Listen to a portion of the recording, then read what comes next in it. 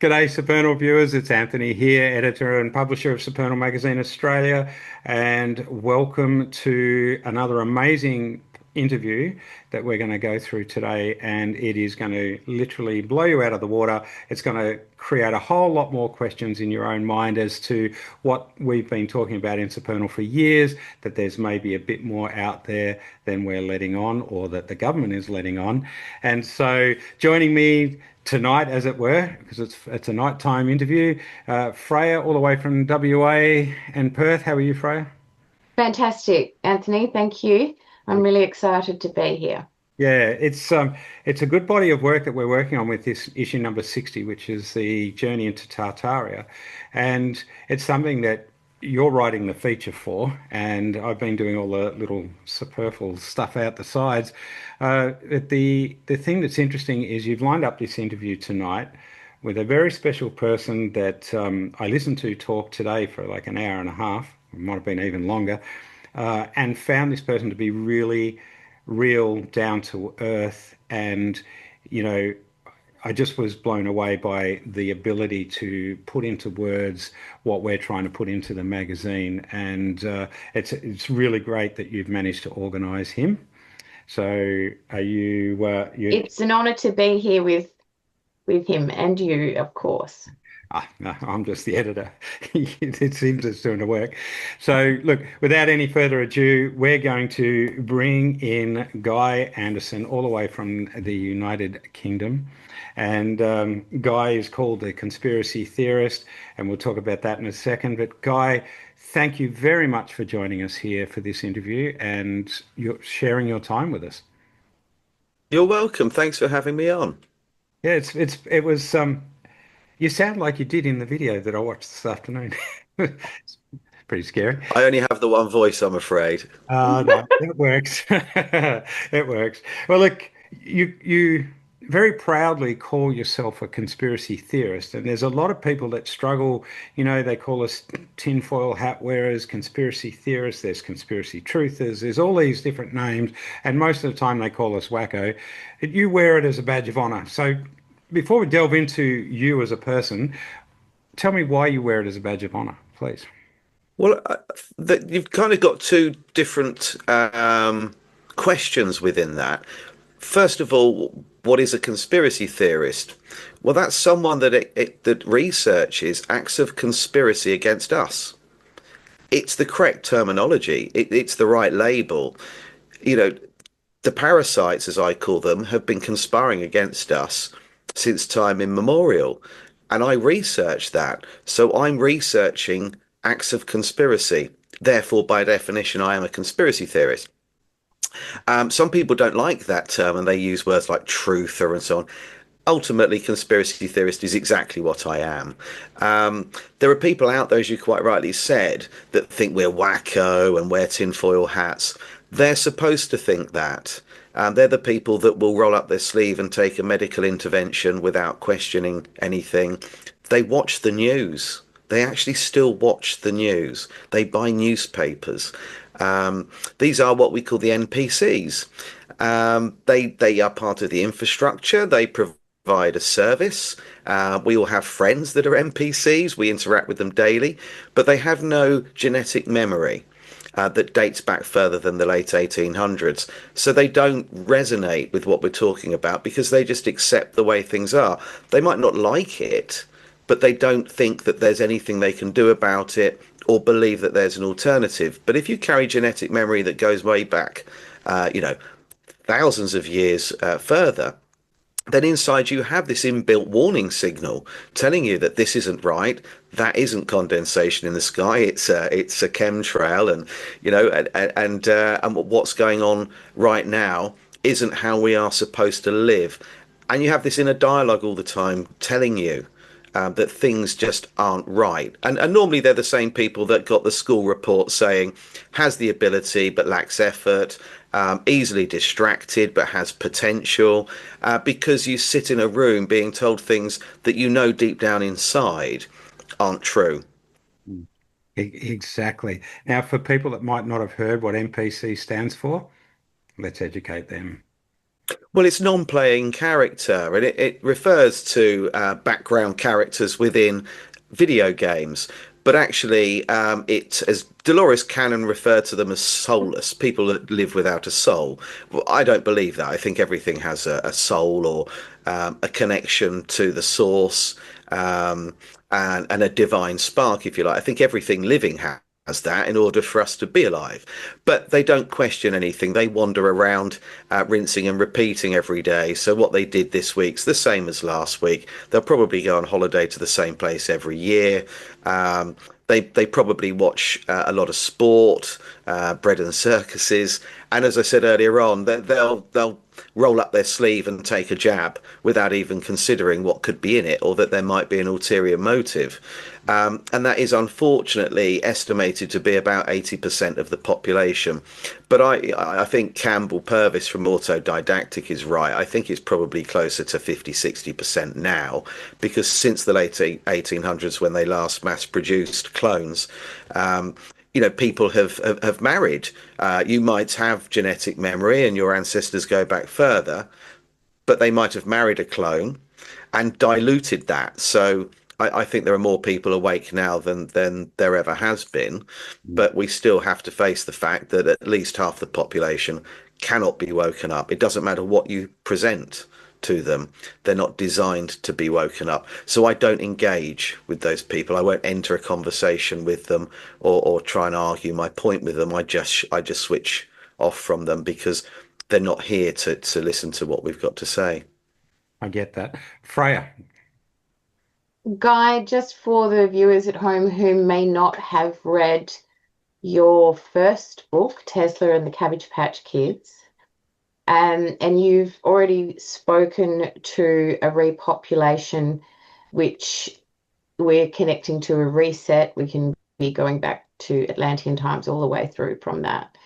And we're speaking to how can you explain for people how it is that people don't have memories past the 1800s or the late 1700s? That's as far back as their ancestry goes. So in the late 1800s, they had to repopulate. We'd lost 3.5 billion people. That's through war, famine, various acts of genocide, and disease. We had outbreaks take place, like cholera, for example, cholera and typhus, and also syphilis. These weren't actual real diseases; they were radiation, the results of radiation poisoning. But nevertheless, that's what the narrative's given. So, we lost the majority of the population, but we didn't lose many children. We were left with about a billion kids wandering around. Most of them were orphaned because they'd lost their parents. A lot fell during the Napoleonic and Civil Wars. So with the Industrial Revolution coming, they needed to repopulate, and this took place in Germany. So although a lot of children were moved from Tartaria, which was pretty much the northern hemisphere. Originally, we're talking about a landmass that is Russia, Eastern Europe, going into Western Europe, and then Asia, Eurasia. A lot of those children were moved. My granddad was one of them. He was sent from Crimea to America. So they repopulated using orphaned children. And that coincides with the Lunacy Act, which enabled the state to remove children from families very easily, especially if it was a single mother who had lost her husband in battle. That was one of the grounds to be actually committed for life if you'd lost your husband in battle. They take the children, and the children are dispersed across the world to repopulate. But there weren't enough. So in Germany, they started cloning, and these are called the Cabbage Patch babies. And these were produced in DUMBs, underground bases. And at the same time as the postcards, and then Alice Guy's work with the Cabbage Fairy and Midwife to the Upper Classes. And of course, the clones going on display at World's Fairs through the Incubator Baby program with Dr. Martin Cooney. In Germany, they started using the word doppelganger, and kindergarten became very popular, all originating from the same place. So they were using Anunnaki tech. It's actually protected, or was at the time. The cloning technology was protected by the Knights Templar. But in Germany, that's where they started to mass produce. Germany was one of the last surviving parts of Tartaria and had their technology, but originally, as most people watching this will know, that the cloning process actually went back to the Anunnaki when Enki created us, taking, the Neanderthal, giving it a tweak, and we are the direct result of that. At the World's Fairs, it's said that the babies could be grown to full maturity in like a week. Mm. Like that's next level growth, isn't it? And so this is why, because they were growing in incubators, then therefore they have no memory. So even the orphans who were ferried around the world, all over the planet, would still have genetic or cellular memory coming down both lines of their family. So they could still go through an awakening and have memory from previous incarnations, or even from that incarnation where they were, where war came through. And I personally, can relate to having memories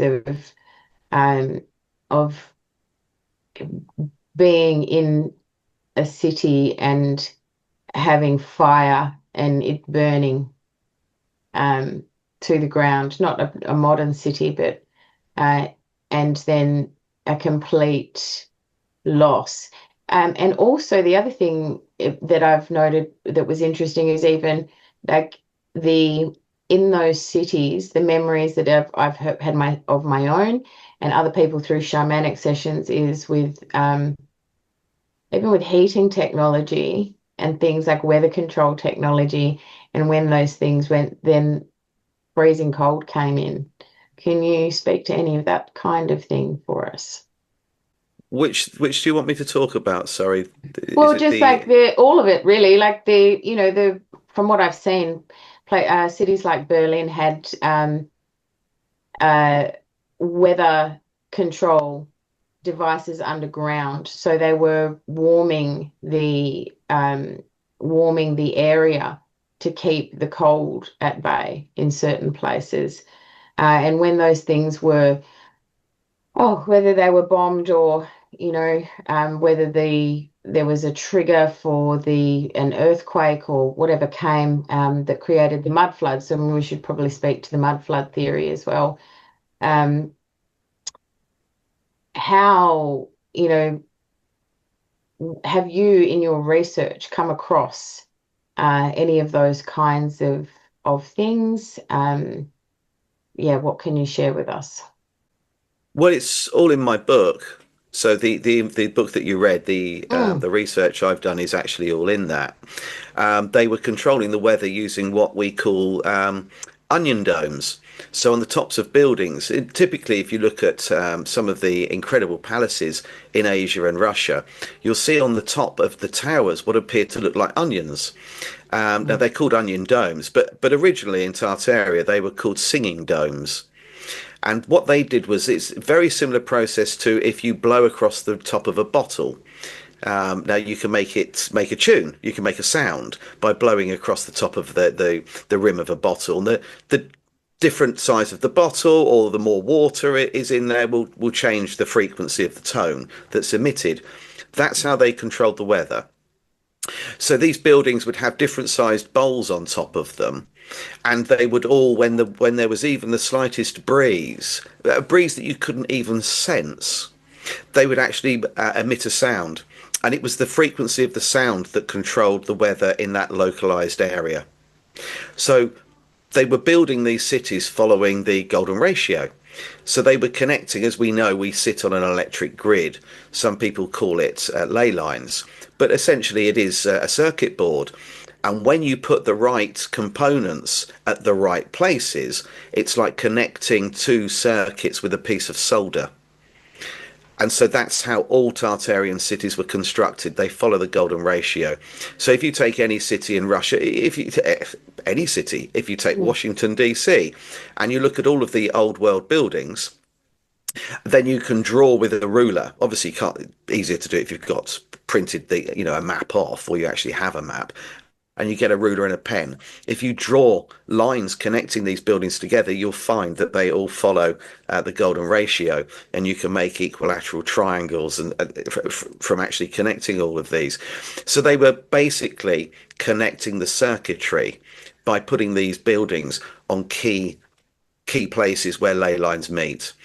And by doing that, anything within the inside of these buildings, the inner city, if you like, or inside that town or area, they were controlling the weather. And they were also controlling at the same time, by definition, the frequency.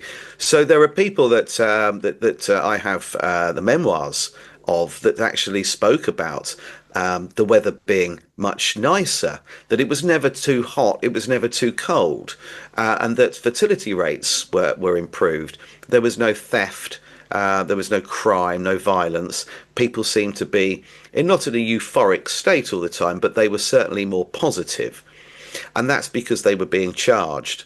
And bear in mind, at the same time, we're talking about people that were wearing leather-soled shoes with copper nails. So they were actually grounded the whole time. They weren't wearing rubber or plastic soles, which has been designed on purpose to stop us grounding. So if you lived within inside one of these areas, then you would live longer. You would be far more healthier. And, there was no sort of anger or fear or anxiety either. It's only when those domes were removed. Some were sealed, they blocked the tops of them, and some were actually removed and they just replaced them with small tiled or slated roofs. But that's how they controlled the weather, through frequency, and also through the bells in church towers, which originally weren't places of worship. That would change the frequency in the area too. The bigger the bell, the bigger the area that you could control that. With regard to under the ground, there were plates under the roads, and they were actually for charging electric vehicles as they travelled, in the same way Scalextrics works today. And people are starting to uncover those when they're doing repair work on roads. There's if people go online and look at St. Petersburg, and look at the road repairs being done there and put in Roman grids or electric grids, they'll see these plates there. They're actually copper, and they were charging vehicles, as I said, in the same way as an electric Scalextrics, works. So there are two different things going on there. The buildings controlled the weather, and that was through frequency, and the roads were actually electrified to charge vehicles as they travelled. So in your book, you speak about the churches, the chapels, and the buildings, and all of the different sort of government buildings that we would know about, prisons, the asylums, all of those things being resonating at 432 hertz. So what is the significance of that frequency? It's the frequency of all living matter. The Earth itself vibrates at 432 hertz. So that's originally what these buildings and inside star forts and so on resonated at, and that gives you a balance. It could also control your internal organs, and that was done through frequency too. So you would go into a church or a cathedral. They were centers of energy, centers of healing. You didn't go in there to worship. And anyone that studied the Bible, and I'm not religious, by the way. I don't follow any organized religion whatsoever. It's just method of control, isn't it? But even Jesus said that you don't go somewhere to pray. You certainly don't go into a building to do it and listen to someone else telling you how. It's something you do in solitude. These buildings were centers of healing. So you would go in and the organ would play music at different frequencies that balanced your chakras. and that's why it's called an organ. They balanced your internal organs. So no different, I suppose, to how a Rife machine or a Tesla machine would work today. Well, what about the crystal, the quartz, which is piezoelectric, and a lot of the structures that have been built have content of the clear quartz. Do you say that? Do you have a understanding of how that works in the Tartarian architecture and grid? There is no connection between Tartaria and quartz in the structures. They were using crystal for stained glass windows, and they actually each represented the color of a chakra. But quartz isn't something that I've researched, and it's not Okay. part of my research into Tartaria, and I've never discussed it or written about it, I'm afraid. There's sort of two places I want to go back to. You talked about the buildings, and we talked about the buildings that people went into to heal, not to pray. But then later on in life, when we're talking about what the parasites are doing here, and that is they built buildings out of red brick, white brick. They Mm. built buildings in later in asylums, stuff like that, that had lead painted walls.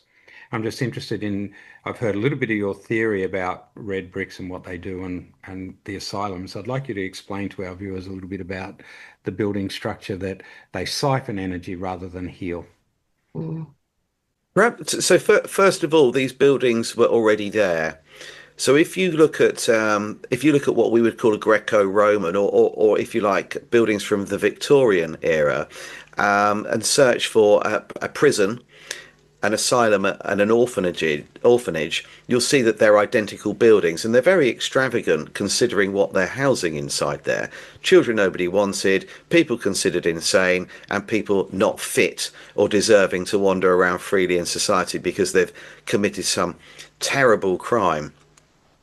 Look at the buildings themselves and look at the rooftops, the architecture, the manicured landscape gardens, the granite and marble, the artwork, and so on. It doesn't stack up. They're always red brick with white detailing. And it isn't actually a theory, it's a scientific fact that the red brick used in those buildings stores electricity. You can actually store voltage inside those. It's the same chemical process that creates rust. So you can actually charge one of those bricks and it will hold electricity. So the whole building is electrified. It's one big battery. So red buildings with white stone detailing always depicted energy. So if you like, it was a power station, and going inside one of those places charged you, positively charged you. And they were mainly centres of learning and libraries. That's what those buildings were before. But then they became bastardized, obviously, when the Jesuits took over. Now, they have often, through revelation of method, shown us in plain sight what they're doing. And a good example of that and how we're perceived of energy as energy would be in the judicial system, where you are charged and placed in a cell.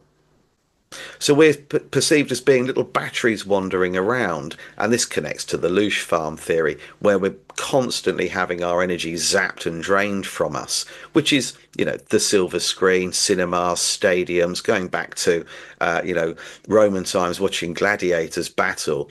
They've always Mm. tried to put us into an area where there is a collective energy of the same expression at the same moment in time. That's why films are released at the same time across the world and so on. They're keeping that energy, and this is the Loosh farm theory, but it's a slightly different sort of subject, really. But yeah, so those buildings were repurposed. That they went from being centres of learning to actually being used to house the people they no longer wanted. Hmm. Yeah, we've had this discussion. I work with a paranormal team, and we've been into a lot of jails, into a lot of asylums, and we've often talked about the energy that's still stored there. And I think from memory, when I was reading about Dolores Cannon, she talked about memory, energy being stored and creating a memory. So yeah, so it's a really important point that if we're talking about what is healing us is understanding what is also taking away. And the classic example, and I was thinking about it tonight, was the they're having what they call the gather round here in Australia with the Australian Football League football. And so it's all the teams from all over the country come together in one place, in this case, Adelaide, which I find very interesting because it's a city of churches. It's a city with a lot of red bricks. And there's just like multiple football matches being played here over the next 3, 4 days. And I was thinking about looking at the energy in the crowds, and they're talking about how many millions of people they're going to get through those gates over the next few days. And I'm thinking, well, this is exactly what you're talking about. Build the Colosseum, take the energy, build this, take the energy. And that's the only way they can survive. And again, as you've said earlier, you've got to have people doing that because they're never going to wake up from it. But people that I've always associated, say, with being mediums or psychics, whatever, empaths, can't go to the football. I could never go to a football match. I think I did one when I was a child. I've done probably 5 in my life because I can't be in that energy. So really interesting in that space. Jumping forward a little bit and backwards at the same time, what we haven't talked about, we're doing an issue on Tartaria, but we really haven't sort of talked a bit about the history of where Tartaria was. You talk about the Christ millennium, or the Jesus millennium. I can't remember the exact term you used. But it might be nice actually to give people an understanding of where's all this coming from and why is it all coming out now? Because really, up until a few years ago, I'd never even heard of it myself. So talk people through what would be the timelines of significance in that you cover in your book and that you've talked about in the interviews to give people an understanding of where that's coming from. Okay, so Tartaria lasted 1,000 years. It was the biggest empire that we've ever had, but they needed to remove it, and there are a lot of reasons for that. But we're talking really about what was. I'm sure people watching this will know that the kingdom of Sabir is what ultimately became Tartaria, and that was again a very, very powerful and advanced kingdom that hasn't been suppressed. But it's an echo of Atlantis. So when the Aryans left, and obviously Aryan means lordly or priestly, when these people with this divine knowledge left, they shared that information. That knowledge was shared with the Sabir kingdom. And then they started to rebuild structures in a slightly different way that were also able to resonate at 432. They followed the golden ratio. But perhaps more interestingly, they were still pulling energy from the ether in the same way the pyramids originally did too. So we're talking about a landmass that is Tartaria, but it was removed and it was replaced with, first of all, Great Tartary. It was rebadged as Great Tartary, and great always refers to a reset and a loss of ancestry. So if you have a great fire or a great grandparent, it actually suggests that information is lost by a generation. And so ultimately, what my great grandparent did for a living might be different to what actually I go around telling people that they did. And when the Great Fire of London, for example, took place, what actually happened could be very different to what the survivors are telling people. So the word great always represents the removal of memory, the removal of information. So when a country becomes known as great, or a region becomes known as great, then that means that it's been reset. So originally it's Tartaria, which was basically an echo of Atlantis, if you like, although the sea above it was the Hyperborean Ocean, and you can find that on old maps. So so it's connected with Hyperborea more than it is Atlantis, and it ran from 25 BC to 996. To 976 AD, or CE and BCE, depending on what you prefer. Now you've got to bear in mind that 800 years have been added to our timeline. So in 976, the year was actually 1776. The year now is 1226. And if anyone's interested in looking into chronology, then I've broken down his work in a very crude and basic way, just giving people the nuts and bolts. But of course, anybody that's studied chronology and our timelines is going to already know the name Anatoly Fomenko very well. So that's the person to look into. He's still alive, and he was the one that in the 70s started correcting our history, identified that the Jesuits had removed Tartaria and why, and started writing about it. And then it kind of it didn't really leave Russia, this information. And then in the sort of mid to late 2019, Max Egan started to investigate this information.